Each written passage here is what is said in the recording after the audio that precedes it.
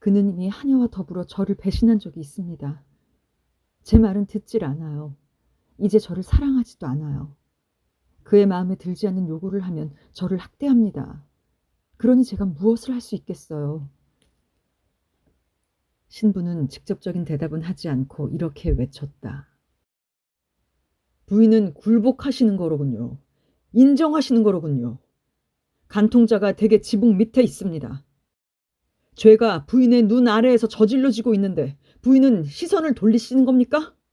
그러고도 부인이 아내입니까? 그녀는 흐느끼며 말했다. 제가 어떻게 하기를 바라시나요?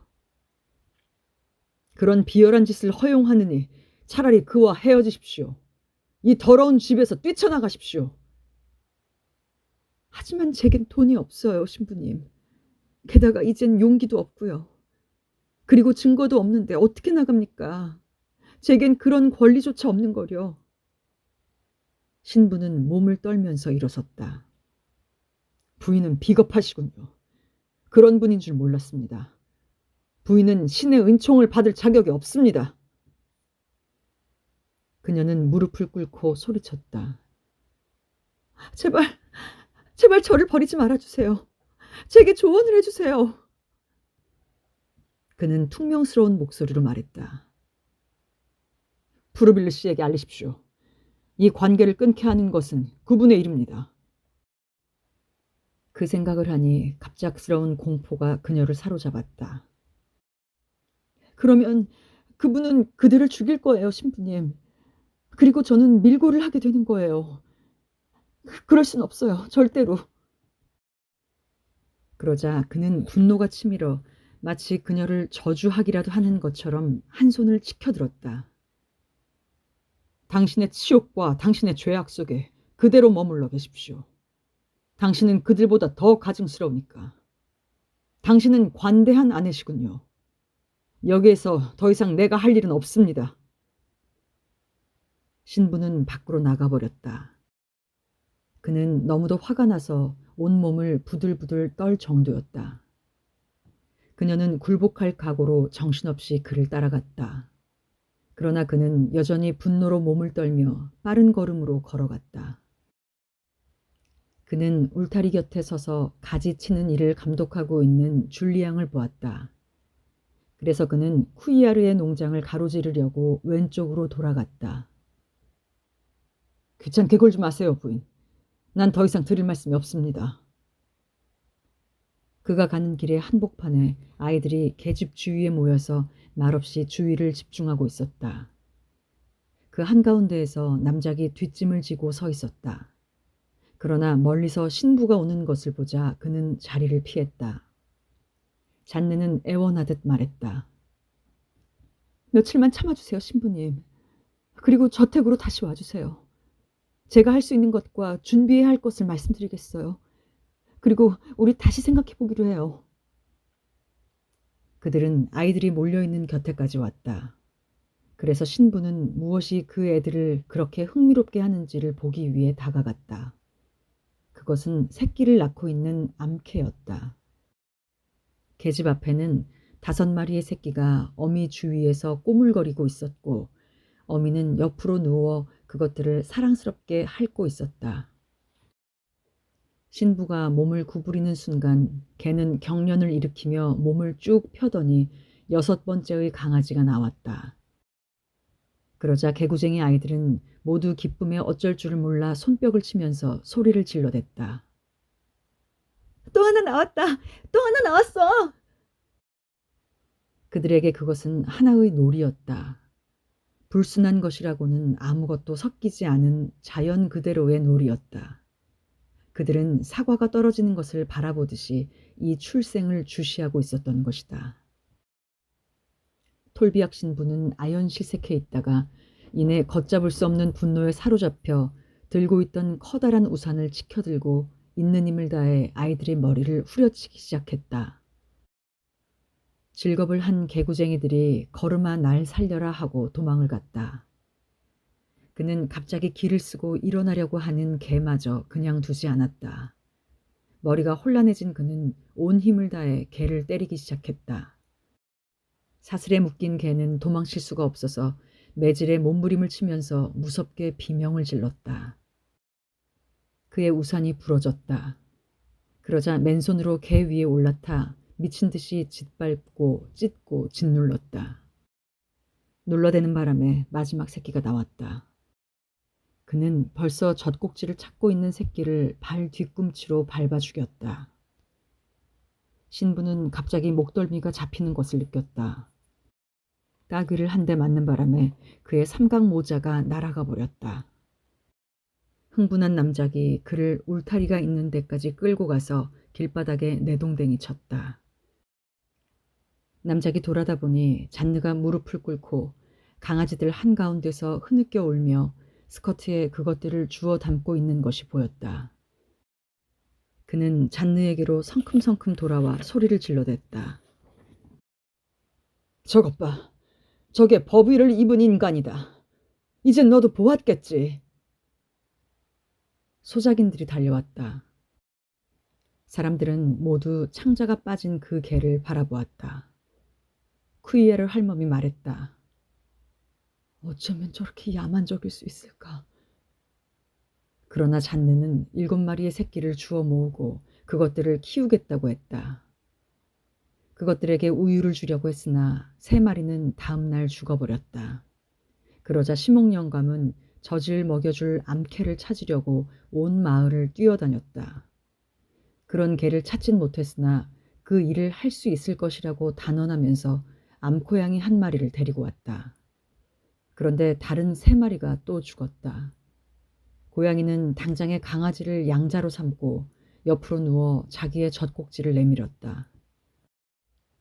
암고양이의 젖이 다 말라버리지 않도록 하려고 보름 후에는 젖을 떼고 잔느가 우유로 키우기로 했다. 그녀는 강아지를 토토라고 이름 지었다. 그러나 남작은 마사크르로 이름을 바꾸었다. 신부는 다시 오지 않았다. 그러나 다음 일요일에 그는 저택에 대해 저주와 욕설과 협박의 말을 설교단 위에서 던졌다. 남작을 파문하겠다고 했으나 그는 그것을 조소하였다. 그리고 은근히 줄리앙의 최근의 정사를 알렸다. 줄리앙은 격분했으나 무서운 추문에 대한 두려움이 그의 분노를 진정시켰다.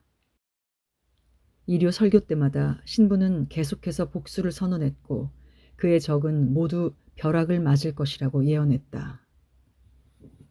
줄리앙은 대주교에게 경의를 표하면서 강력한 편지를 썼다. 신부는 총애를 잃게 될 위협을 받게 되었다. 그제야 신부는 입을 다물었다. 줄리앙과 백작 부인은 승마 산책을 하면서 그를 발견했다. 어느 때에는 벌판의 끝이나 절벽 가장자리에서 검은 점처럼 멀리 보일 때도 있고 또 어느 때에는 그들이 들어가려고 하는 어떤 좁은 골짜기에서 기도서를 읽고 있을 때도 있었다. 그러면 그들은 그의 곁을 지나가지 않으려고 말고삐를 돌렸다. 봄이 왔다.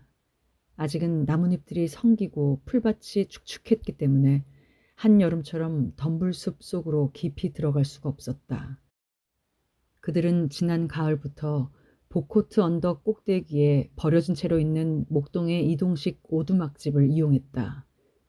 그 오두막집은 낭떠러지에서 500m 되는 곳에 골짜기에 급경사가 시작되는 지점에 홀로 높다랗게 서 있었는데 그 집 밑에는 바퀴가 달려 있었다. 그들이 그 안에 있으면 발각될 염려가 없었다. 거기에서는 벌판을 내려다볼 수 있었기 때문이었다. 집체에 묶여있는 말들은 그들의 키스가 지칠 때까지 기다리고 있었다. 그러던 어느 날이었다. 그들이 그 은신처를 나오는 순간 언덕의 갈대 속에 숨어있는 신부를 보았다. 말들을 협곡 속에 메어놓아야겠군요. 멀리서도 우리가 여기에 있는 것을 알 수 있겠어요. 줄리앙의 말처럼 그 후로 그들은 덤불이 가득한 골짜기에 숨겨진 부분에 말을 메어두었다. 어느 날 저녁 두 사람이 백작과 함께 저녁 식사를 하게 되어 있는 라브리에트로 들어갈 때 그들은 저택에서 나오는 에투방의 신부와 마주쳤다. 그들을 지나가게 하려고 그는 옆으로 비켜섰다.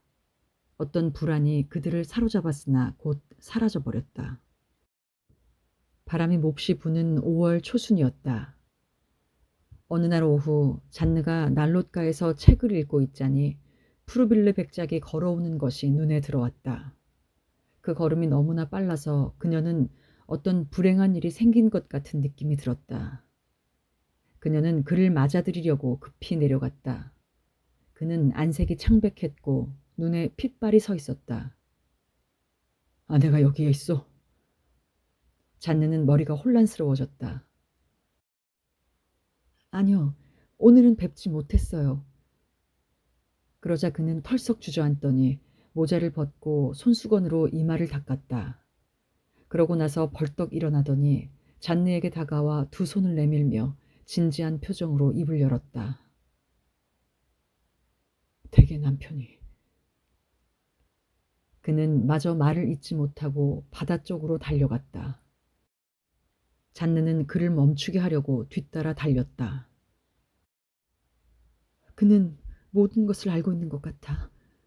무슨 짓을 하려는 것일까? 그들을 발견하지 못하면 좋으련만. 그녀는 그를 미처 따라갈 수가 없었다. 그는 도랑을 건너고 갈대숲을 건너뛰어 절벽에 닿았다. 잔느는 나무들이 서 있는 비탈 위에 서서 오랫동안 그를 눈으로 쫓고 있었다. 그러다가 그가 보이지 않게 되자 괴로워하면서 집으로 돌아왔다. 백작은 오른쪽으로 접어들어 뛰기 시작했다. 파도가 높은 바다에는 물결이 있었고 새카만 큰 구름들은 미친 듯이 빨리 스쳐 지나가고 다른 구름들이 몰려왔다. 백작의 눈앞에 복코트의 골짜기가 그 깊은 목구멍을 벌리고 있었다. 거기까지는 비어있는 목동의 오두막집이 한 채 있을 뿐 아무것도 없었다. 두 마리의 말이 이동식 집의 몸체에 매어 있었다. 말들을 알아보자마자 백작은 땅에 엎드려 기었다. 그는 외딴 오두막집이 있는 데까지 기어가서 널빤지의 틈새로 숨었다. 말들은 그를 보자 움직이기 시작했다. 그는 천천히 손에 쥐고 있던 칼로 고삐를 끊었다. 그러자 말들이 달아나 버렸다. 그는 꽤 오랜 시간 동안 조용히 기다렸다. 그러다 갑자기 그는 미친 듯한 몸짓으로 밖에서 문을 잠그게 되어 있는 빗장을 잠그고 오두막집을 박살낼 듯이 흔들어대기 시작했다.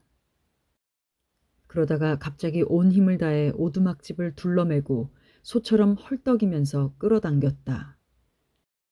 안에 있는 사람들은 무슨 일이 일어났는지도 모르고 주먹으로 벽을 두드리면서 소리쳤다. 내리막길 위에 오자 백작은 오두막집을 놓아버렸고 그것은 기울어진 비탈에서 굴러 떨어지기 시작했다. 오두막집은 미친 듯이 굴러 떨어졌다. 개울가에 웅크리고 앉아있던 늙은 거지가 자기 머리 위로 오두막집이 단숨에 굴러 떨어지는 것을 보았고 그 큰 나무 상자 속에서 새어나오는 무서운 비명소리를 들었다. 오두막집은 충격으로 바퀴 하나를 잃어버리고 모로 쓰러져 버렸으나 이번에는 공이 굴러가는 것처럼 내려가기 시작했다.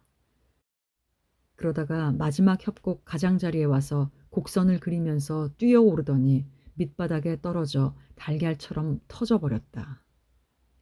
집이 돌바닥에서 부서지는 것을 보자 늙은 거지는 그것을 보러 가시덤불을 헤치고 잔걸음으로 내려갔다.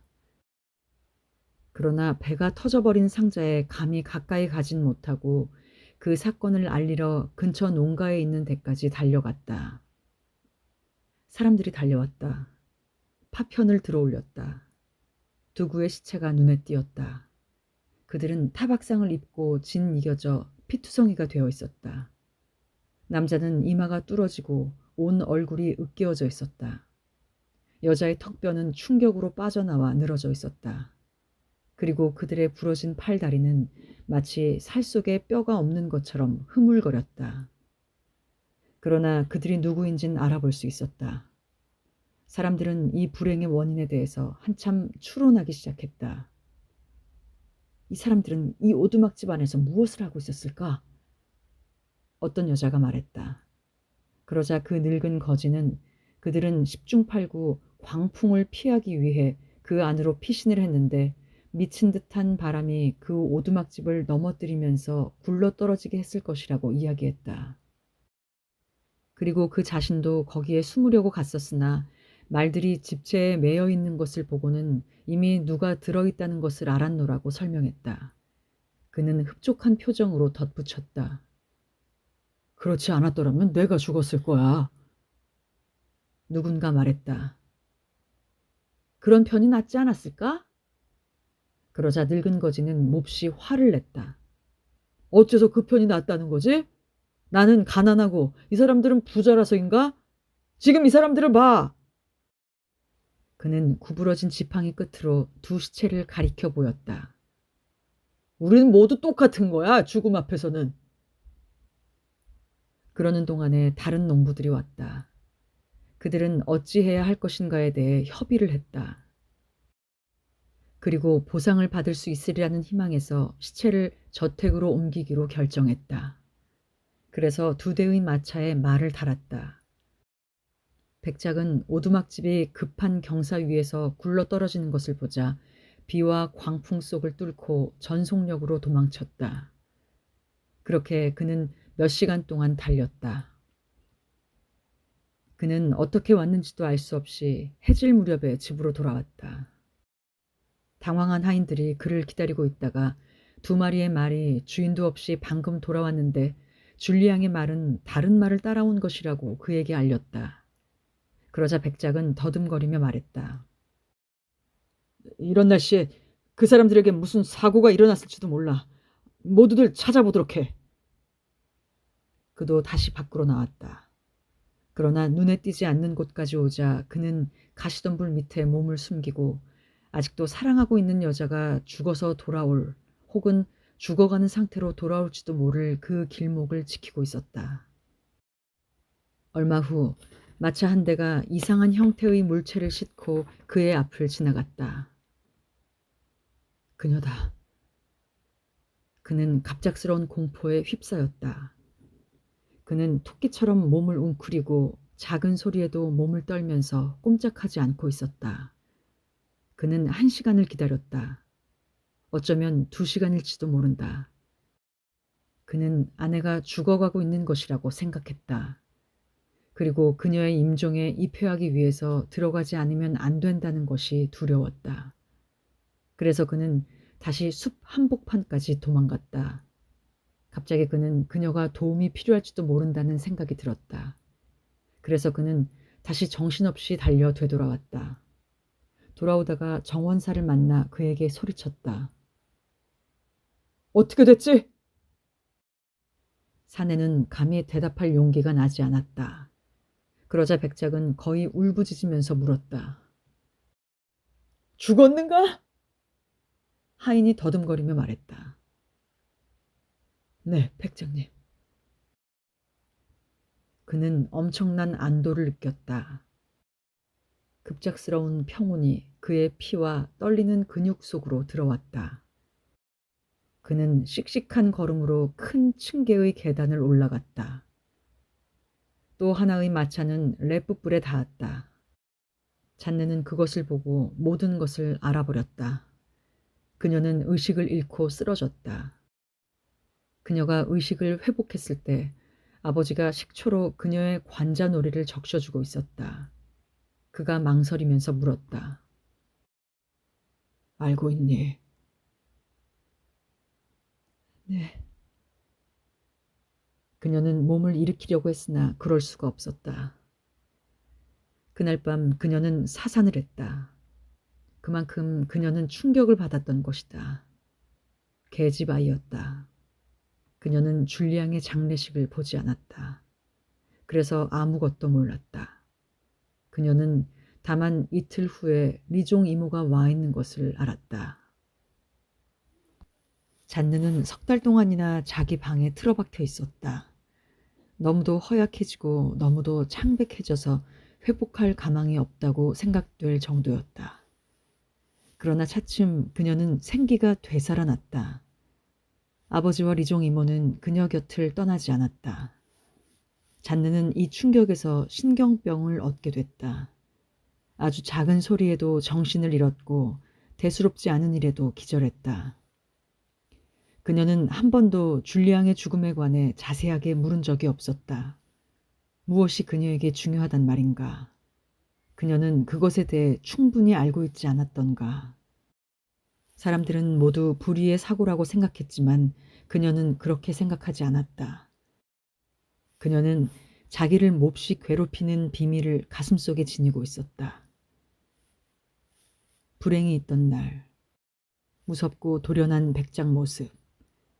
지금 그녀의 마음은 예전에 남편이 주었던 짧은 사랑의 기쁨이 잠겨 있었다. 그녀는 뜻밖의 기억이 되살아날 적마다 몸을 떨었다. 그녀는 약혼 시절 남편과 코르시카의 자결하는 태양 아래서 피어났던 오직 한때의 정열로 사랑했던 그의 모습을 다시 보는 것이었다. 모든 결점은 누그러지고 모든 고통은 사라졌다. 잔느는 자기를 품에 안아주던 그 남자에 대해 막연한 감사의 마음에 잠겨서 지난날의 잘못을 용서해 주었다. 잔느는 아들에게 몸과 마음을 바쳤다. 아이는 그녀의 우상이요 유일한 관심사가 되었다. 그래서 그는 폭군으로서 군림했다. 리종 이모는 사람들로부터 무시당했던 것처럼 그 아이에게도 무시를 당했고 이따금 하녀 취급을 당했다. 별다른 사건 없이 2년이란 평온한 세월이 흘렀다. 세 번째의 겨울이 시작될 무렵 봄까지 루앙에 가서 살기로 결정하고 온 가족이 그곳으로 옮겼다.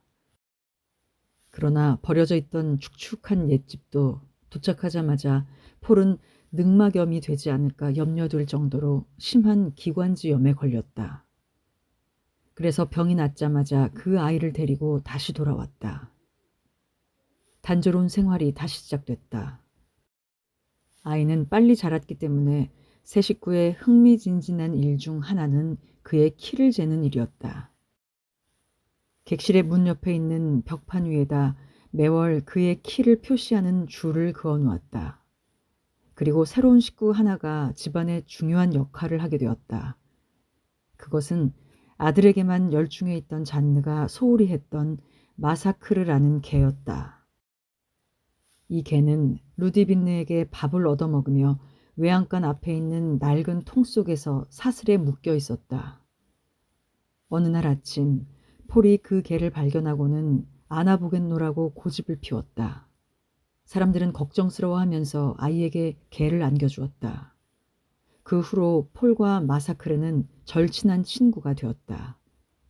마사크르는 사슬에서 풀려나 집안에서 살게 되었다. 그들은 함께 뒹굴고 양탄자 위에서 나란히 잠이 들기도 했다. 그러다가 이윽고 마사크르는 폴의 침대 속에서 자게 되었다. 잔느는 이따금 벼룩 때문에 속이 상했다. 그리고 리종 이모는 꼬마의 애정에서 큰 부분을 차지하고 있는 개를 원망했다. 브리즈빌가와 쿠틀리에 가와는 이따금 서로 방문을 하였다.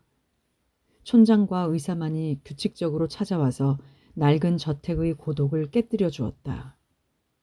잔느는 암캐가 살해되고 백작 부인과 줄리앙이 끔찍하게 죽었을 때 신에 대해 화를 내고 교회에도 나가지 않았다.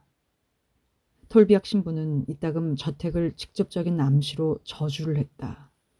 그 저택은 악의 정령, 영원한 반란의 정령, 오류와 허위의 정령, 부정의 정령, 타락과 불순의 정령 같은 유령이 나오는 집이라고 했다. 교회는 쓸쓸했다. 농부들이 쟁기를 밀고 가는 밭을 따라 신부가 걸어갈 때에도 농부들은 일을 멈추고 그에게 말을 걸거나 인사를 하기 위해 일손을 놓는 법이 없었다. 신부는 잔느를 우연히 만나도 인사를 하지 않았다. 이러한 상태는 독실한 신자인 리종 이모를 불안하게 했다. 어느덧 폴은 15살이 되었다. 잔느는 40살쯤 되어 보였다. 폴은 튼튼하고 장난꾸러기라서 나무에 기어오를 만큼 담대했으나 별로 재주는 없었다. 학과 공부는 지루했기 때문에 곧 중단해버렸다. 남작이 책 앞에 좀 더 오래 붙들어 놓으려고 할 때마다 잔느가 와서 말했다. 이젠 놀게 해주세요. 지치게 해선 안 돼요. 아직 어리잖아요. 그녀에게 있어서 그 아이는 언제나 1살짜리 아기였던 것이다. 그녀는 그 아이가 넘어지지 않을까, 추위를 느끼지 않을까, 돌아다니다가 더위를 먹지 않을까, 배탈이 날 정도로 너무 많이 먹지 않을까 하는 걱정 속에서 살았다. 아이가 12살이 되었을 때 곤란한 문제가 생겼다. 그것은 첫 성체 배령의 문제였다. 어느 날 리종 이모가 잔느에게로 와서 어린아이에게 종교 교육을 시키지 않고 또 첫 의무를 수행시키지 않고 오랫동안 놓아둘 순 없다는 것을 그녀에게 주의시켰다. 잔느는 혼란에 빠져 결정을 내리지 못하고 더 기다려보자고만 말했다. 한 달 후 그녀가 브리즈빌 백작 부인을 방문했을 때 그 부인이 뜻밖의 이렇게 물었다. 올해가 폴이 첫 성체 배령을 하는 해지요. 네, 부인. 잔느는 당황해하며 대답했다. 이 간단한 말이 그녀의 마음을 정하게 했다. 그녀는 아버지에겐 아무 말도 하지 않고 리종 이모에게 아이를 교리문답에 데리고 가달라고 부탁했다. 한 달 동안은 모든 것이 잘 되어갔다. 그러나 어느 날 저녁 폴이 목이 쉬어서 돌아왔다. 그 이튿날은 기침을 했다. 마음이 괴로워진 잔느가 어찌 된 일이냐고 물어보았더니 자신이 얌전하게 굴질 않아 신부가 바람이 들이치는 교회 문에다 수업이 끝날 때까지 세워놓았다는 것이다. 그날부터 잔느는 자신이 직접 종교 입문서를 가르쳤다. 그러나 톨비악 신부는 충분히 교육을 받지 못했기 때문에 성체 배령자 가운데 폴이 끼는 것을 허락할 수 없다고 했다. 다음 해에도 역시 마찬가지였다. 그러자 남작은 격분해서 신사가 되기 위해서는 그런 어리석은 짓은 할 필요가 없다고 단언했다. 그리고 그는 폴이 기독교 신자로 교육은 받을 것이나 종교상의 의무를 지키는 카톨릭 교도로서가 아니라는 것과 성년이 되면 그의 마음에 드는 종교를 고르도록 하기로 결정을 내렸다. 그 후 잔느는 브리즈빌가를 방문했으나 답례를 받지 못했다. 농부들 역시 폴을 첫 성체 배령을 시키지 않은 것에 대해 잔느를 비난했다. 그들은 미사에도 참례하지 않았고 성체 곁에도 가지 않았으나 교회의 형식적인 규율에 따라 부활절에만 그것을 받았다. 그러나 자식들에 대해서는 그것은 별 문제였다. 잔느는 이 비난을 잘 알고 있었다. 그리고 마음속으로 이 모든 타협, 이런 양심의 협상, 모든 사람에 대한 보편적인 두려움, 모든 사람의 마음 밑바닥에 도사리고 있는 크나큰 비겁함, 그리고 그것이 모습을 나타낼 때에는 도덕적 가면을 쓰는 것에 화가 치밀어 올랐다. 남작이 폴의 학습 지도를 맡고 라틴어 교육에 힘썼다. 잔느는 남작에게 부탁을 했다. 너무 지치게 하지 마세요. 그러면서 폴이 공부하는 방 가까이에서 불안해하며 서성거렸다. 조금 시간이 오래되면 그녀는 남작을 불러 걱정스럽게 말했다. 그렇게 많이 말을 시키지 마세요. 목이 피로하겠어요. 그런 그녀가 수업에 방해가 됐기 때문에 남작은 잔느의 출입을 금지시켰다. 수업이 끝나면 폴은 어머니와 리종 이모 할머니와 함께 뜰을 가꾸러 내려갔다. 그들은 요즘 땅을 경작하는 일에 열심이었다. 봄에 세 사람은 모두 어린 묘목을 심고 씨를 뿌렸는데 싹이 트고 꽃이 피는 것에 감격을 했으며 가지를 쳐주고 꽃을 잘라 꽃다발을 만들기도 했다. 폴은 어린 묘목의 뿌리를 옮겨 심느라 정신이 팔려 옷과 손이 흙투성이가 되고 몇 시간이고 화단에 무릎을 꿇고 있기도 했다.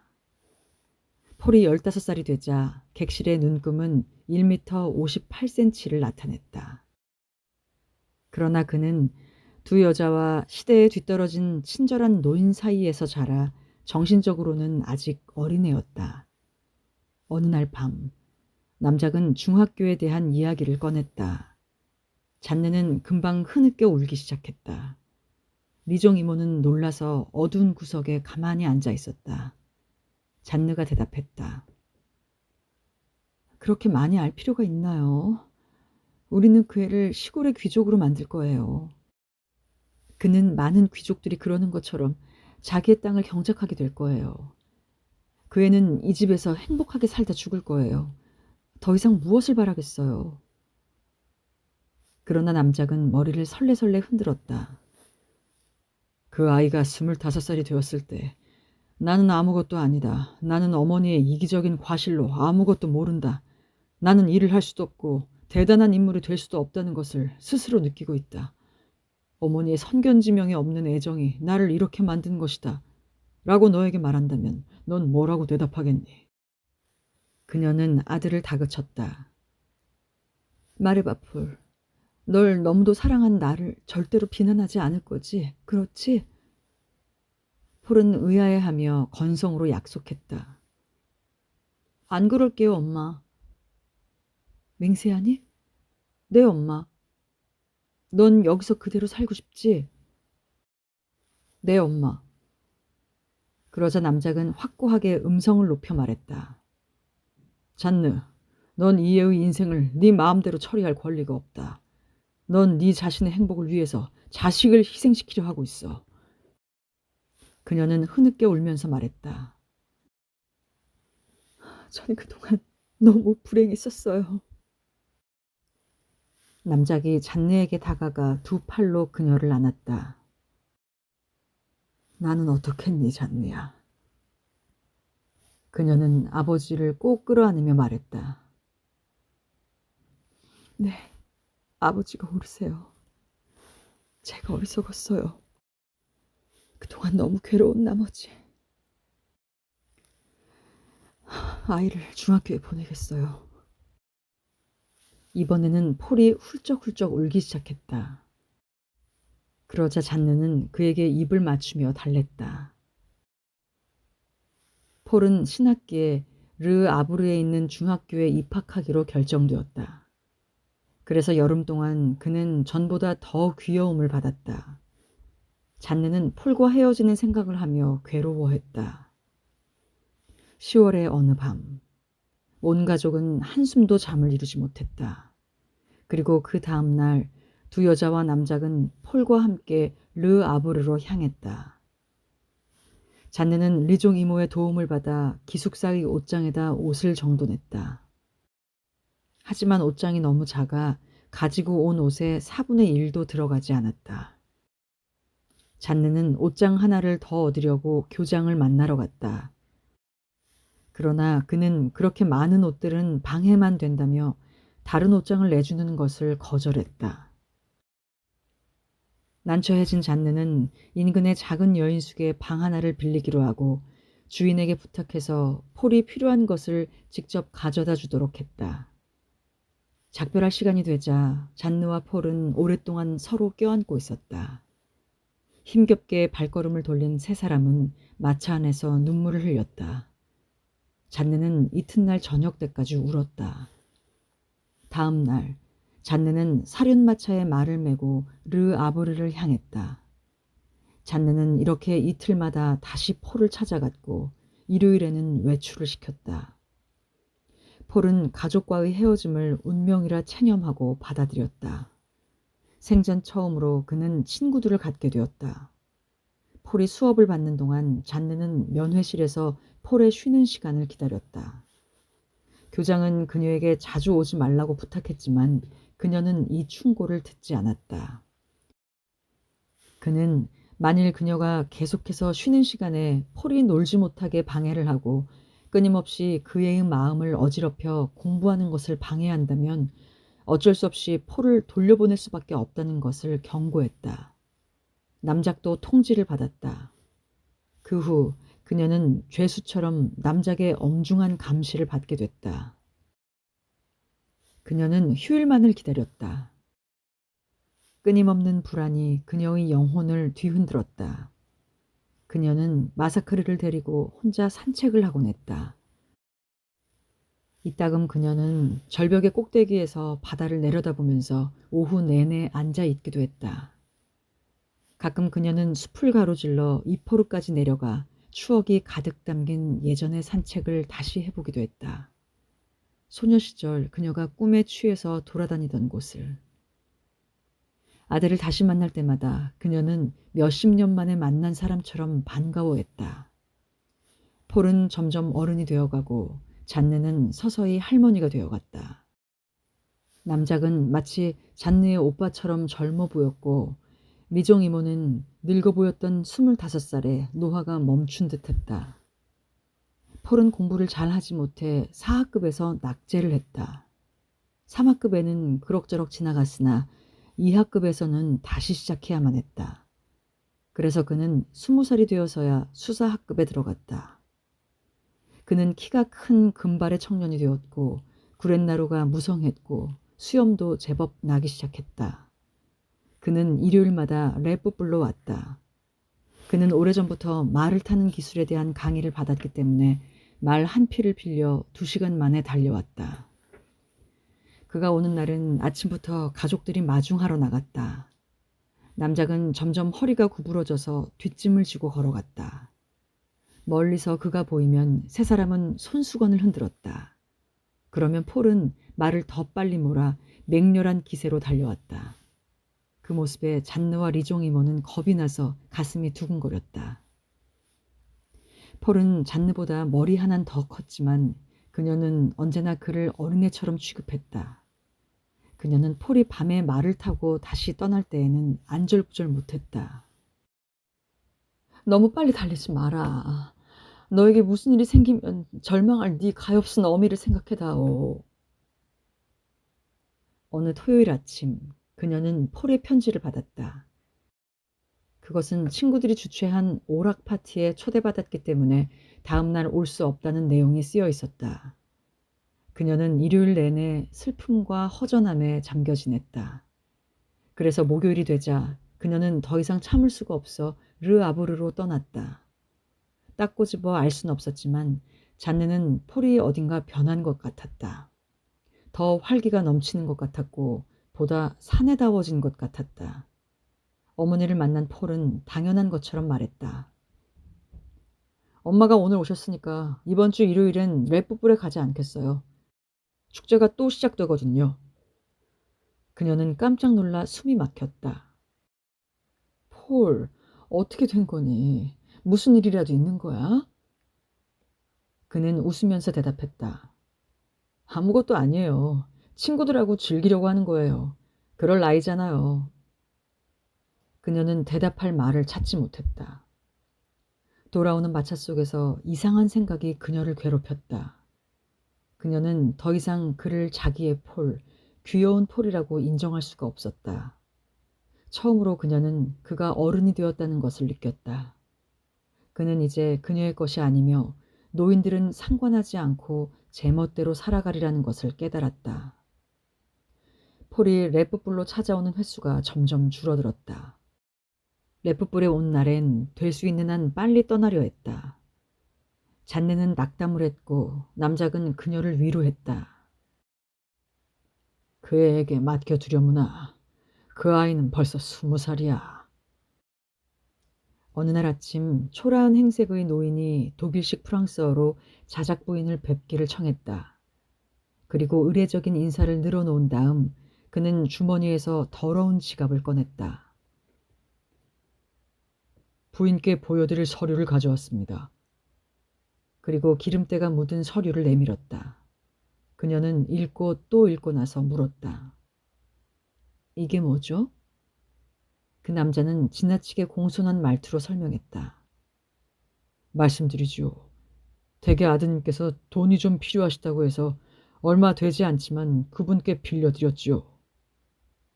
그녀는 몸을 떨었다. 어째서 내게 달라고 하지 않았을까요?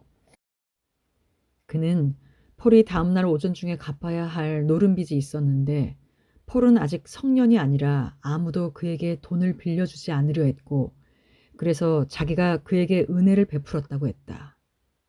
그는 자신의 약간의 친절한 봉사가 없었다면 그의 명예는 위태로웠을 것이라고 설명을 늘어놓았다.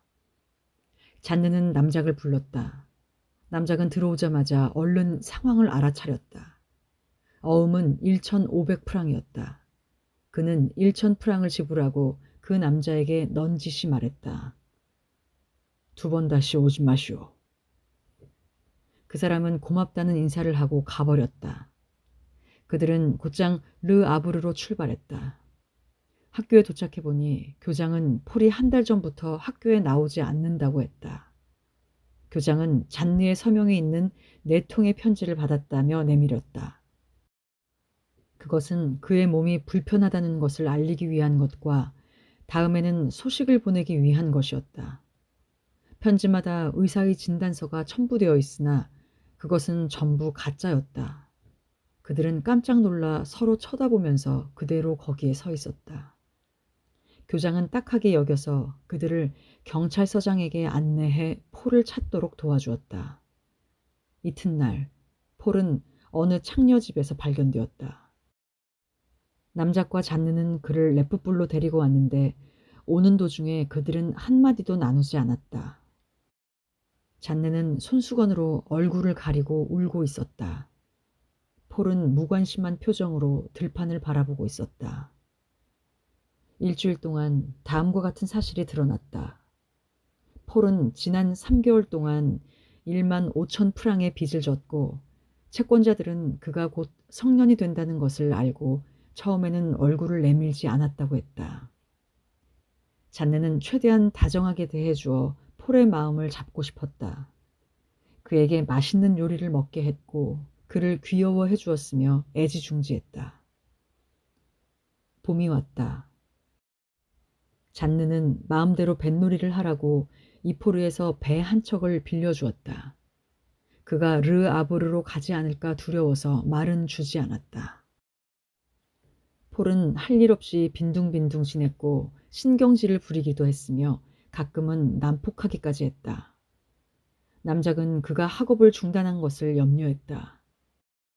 잔느는 또다시 헤어질 생각을 하면 아찔했지만 앞으로 폴을 어떻게 하면 좋을지 진지하게 생각해 보았다. 어느 날 밤 폴이 돌아오지 않았다. 잔느는 그가 2명의 선원과 함께 배를 타고 나갔다는 것을 알았다. 제정신이 아닌 잔느는 한밤중에 이포르까지 내려갔다. 해변에서 서너 명이 소형 보트가 들어오기를 기다리고 있었다. 작은 불빛이 나타났다. 하지만 폴은 배전에 있지 않았다. 그는 뱃사람들에게 르 아브르에 데려다 달라고 부탁했다고 했다. 이번에는 경찰이 아무리 수색을 해도 그를 찾아내지 못했다. 그를 숨겨주었던 매춘부 역시 사라져버렸다. 가구는 팔아버렸고 집세도 치러졌다. 레브불에 있는 폴의 방에서 그를 미치게 사랑하는 듯한 여자의 편지가 2통이나 발견됐다. 필요한 현금은 구했으니 영국으로 여행을 가자는 이야기가 쓰여 있었다. 저택의 3사람은 정신적인 고통으로 침울한 시간을 보냈다. 잿빛이었던 잔느의 머리는 이미 백발이 되었다. 그녀는 어째서 운명이 자기에게 이다지도 가혹한 죄를 생각해 보았다. 잔느는 뜻밖에도 톨비악 신부의 편지를 한 통 받았다. 부인, 신의 손이 당신을 짓누르고 있습니다. 당신은 그분에게 당신의 아이를 바치지 않았습니다. 그래서 그분은 이번에는 당신에게서 그를 빼앗아 창녀에게 던져주었습니다. 이 하나님의 계시에 눈을 뜨지 않겠습니까? 주님의 은총은 무한한 것입니다. 만일 당신이 돌아와 그분 앞에 무릎을 꿇는다면 그분은 어쩌면 당신을 용서할지도 모릅니다.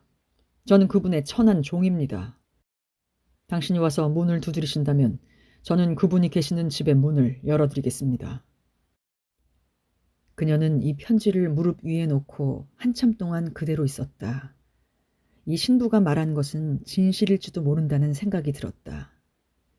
어느 날 저녁, 잔느는 남몰래 신부관까지 달려가서 깡마른 신부의 발치에 무릎을 꿇었다. 신부는 그녀에게 반만을 용서했다. 신은 남작과 같은 사람이 사는 집 위에는 은총을 쏟을 수 없다는 것이었다. 부인께서는 머지않아 신의 관용을 느끼게 될 겁니다. 이틀 후 그녀는 아들의 편지를 받았다.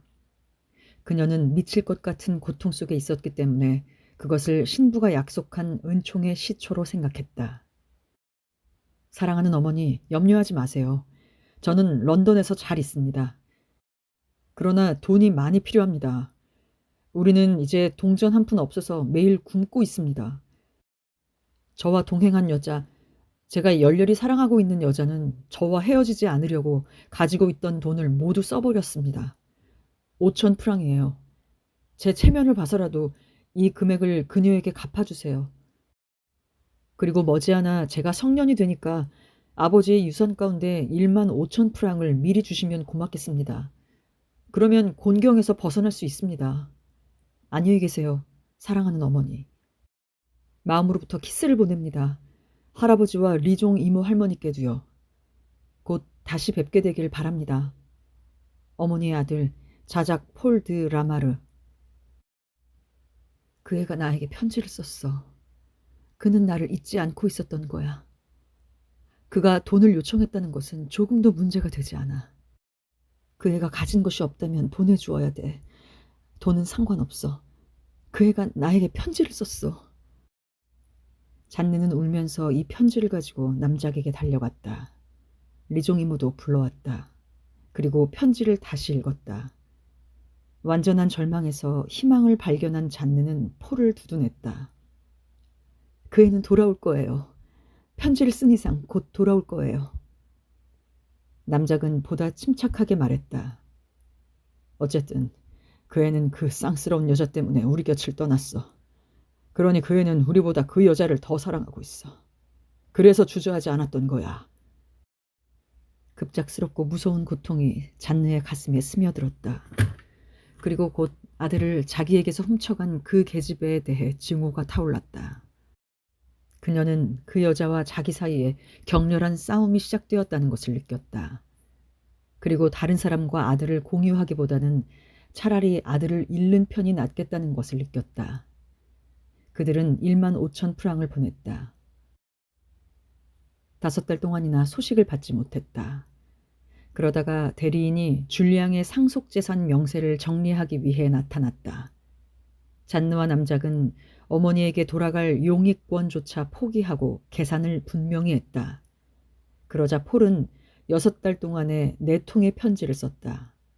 간결한 문제로 그의 소식을 알리는 것이었고 냉정한 애정의 항의로 끝을 맺고 있었다. 저는 일을 하고 있습니다. 증권거래소에서 일자리를 얻었습니다. 단 한 줄이었다. 그는 자기의 여자에 대해선 한마디도 하지 않았다. 그 침묵이 그 여자에 대해 길게 말하는 것보다 더한 의미를 나타내고 있었다. 잔느는 이 차디찬 편지 속에서 그 여자가 숨어 있는 것을 느꼈다. 식구들의 영원한 적인 그 계집애가. 세 사람은 폴을 구원해내기 위해 무엇을 할 수 있는가에 대해 토론을 하였다. 그러나 그들은 아무것도 생각해내지 못했다. 파리로 여행을 간다? 그래봤자 무슨 소용이 있겠는가. 남작이 말했다. 그 애의 열정이 다 소모될 때까지 내버려둬야 한다. 그렇게 되면 그 애는 혼자 우리에게 돌아올 거야. 그들의 생활은 슬프고 가슴 아픈 것이었다.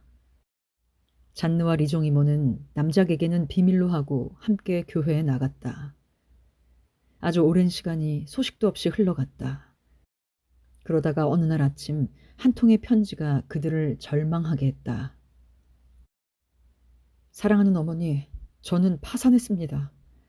만일 어머니가 저를 구하러 오시지 않는다면 권총으로 머리를 쏘아 자살하는 수밖에 없습니다.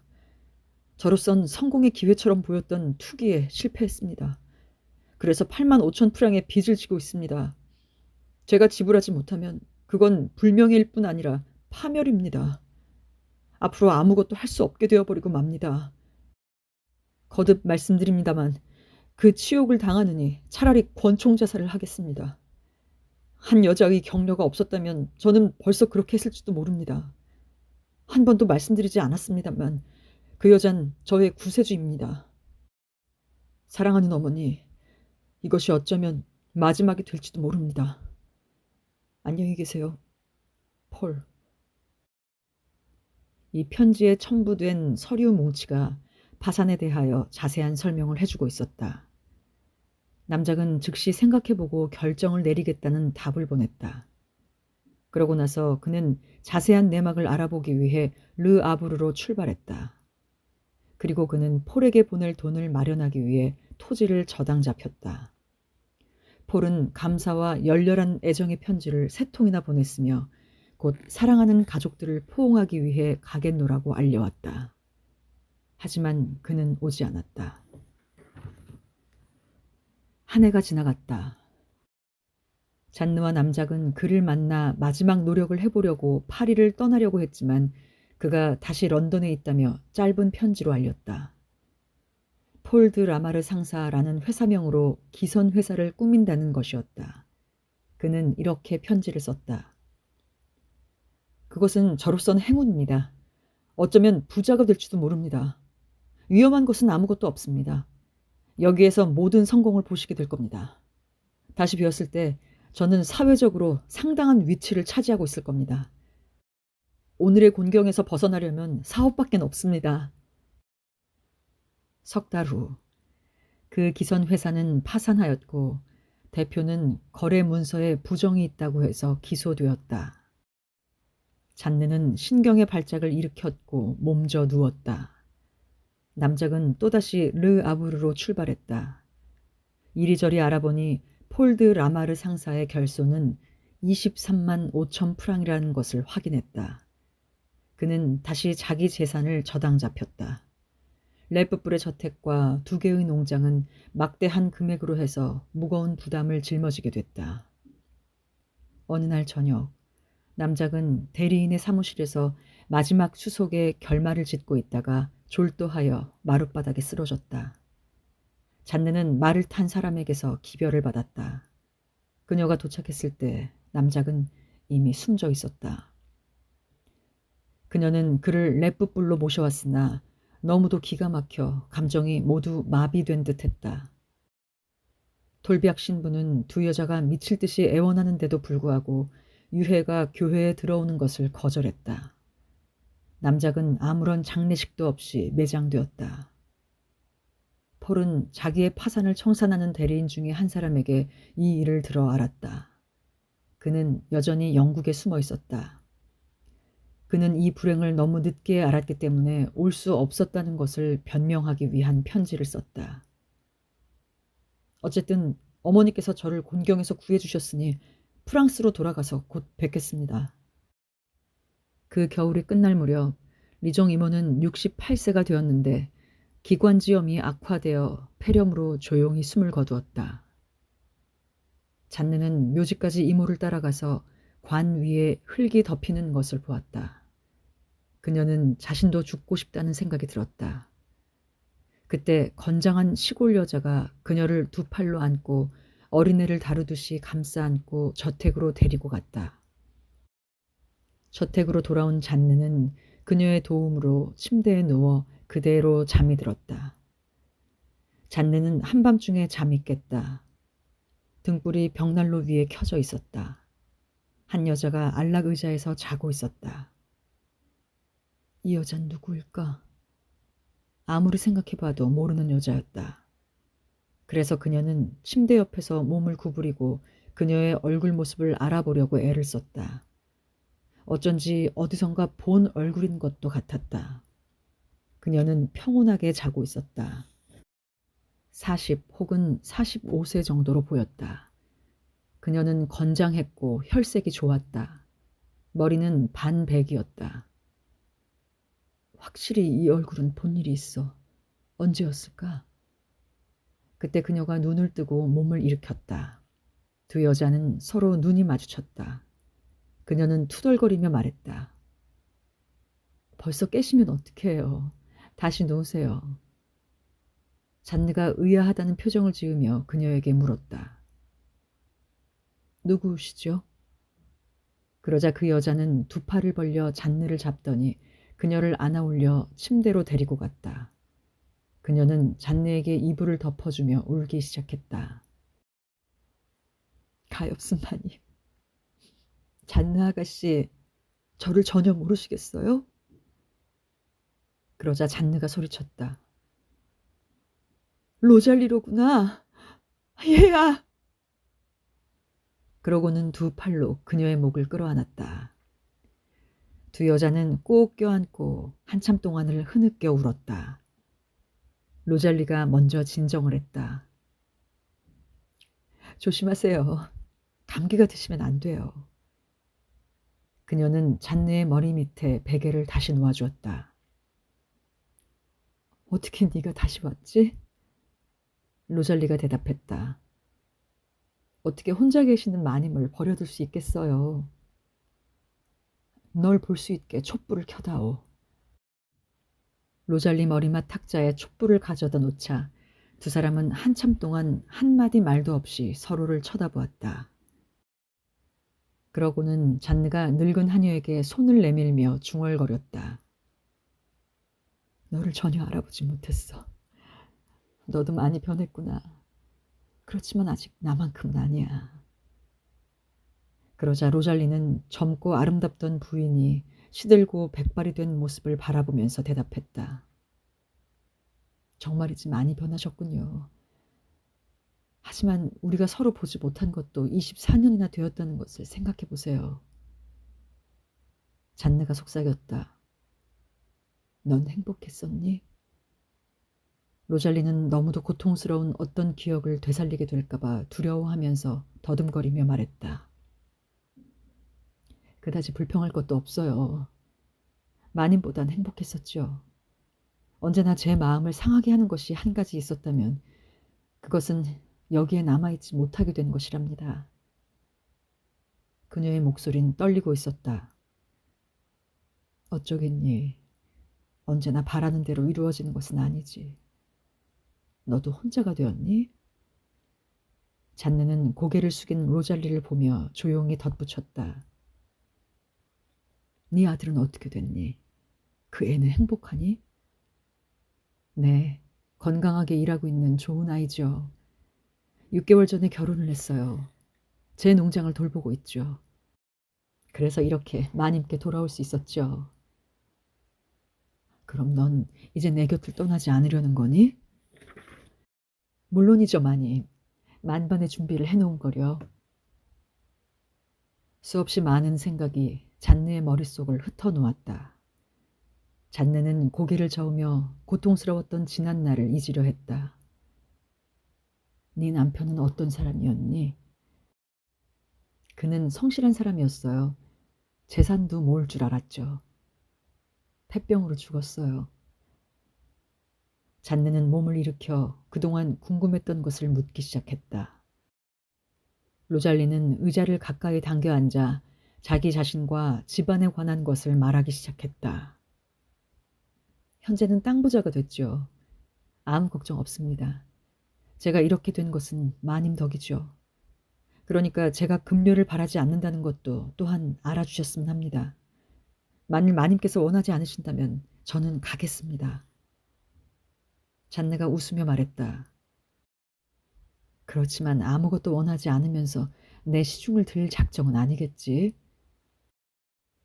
그렇고 말고요, 마님. 돈이요? 저도 마님만큼 돈을 가지고 있습니다. 저당에다 차용 그리고 갚지 못해 기한마다 불어나는 이자들 때문에 마님께 남아있는 것이 얼마나 되는지 아세요? 마님은 이제 연수입이 1만 리브르밖에 안 돼요. 1만 리브르도 못 될 거라는 것을 아셔야 돼요. 그러니 제가 그 모든 것을 해결해 드릴게요. 잔느가 희미하게 미소 짓자 로잘리는 다시 높은 소리로 이야기했다. 웃지 마세요, 마님. 돈이 없으면 평민에 지나지 않아요. 잔느는 그녀의 손을 다시 잡았다. 그러고는 천천히 말했다. 나는 운이 좋지 않았어. 내게는 모든 것이 나쁘게만 돌아왔어. 불행은 내 생을 악착스럽게 따라다닌 거야. 그러나 로잘리는 머리를 흔들었다. 그렇게 말씀하시면 안 돼요, 마님. 불행한 결혼을 하신 거죠. 그뿐이에요. 두 여자는 나이든 친구들이 그렇듯 자기들에 관한 이야기를 계속했다. 그녀들이 이야기를 하고 있는 동안 태양이 떠올랐다.